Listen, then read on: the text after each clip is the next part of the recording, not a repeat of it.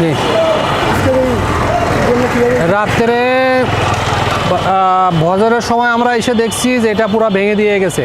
রাত 2টা থেকে 3টার ভিতরে এই কাজটা করছে। আমরা ফজরের নামাজ পড়ে এসে দেখি যে আমাদের এইখানে টোটাল 5টা বুথ ছিল, সবগুলাই ভাঙা। আমি একটার পর একটা গেছি, দেখি সবগুলা ভেঙে দিয়ে গেছে। ঠিক আছে, এটা আসলে নির্বাচনের জন্য এটা লেভেল প্লেইং ফিঙ্গারে এটা খুব একটা বাজে জিনিস হয়েছে। এটা কারণ হওয়া উচিত হয়নি। পরে আমরা এখান থেকে, এটা মিরপুর 13 নম্বর 14D ব্লকের আন্ডারে।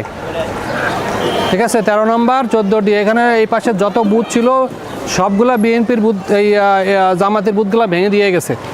আর অপোজিটের সব বুথগুলা ঠিক আছে। কারা করছে এখন এটা কারা যে করছে এটা আসলে বলা যাবে না। এটা তো বুঝে নিতে হবে কারা করছে। এটা তো আমাদের সামনে করেনি, এখানে সিসিটিভি আছে, দেখলে বোঝা যাবে। ঠিক আছে, যে কারা করছে এটা বাইর করতে হবে। এটা আমাদের দাবি, কে করলো এটা বের করে দেওয়ার জন্য, বার করার জন্য।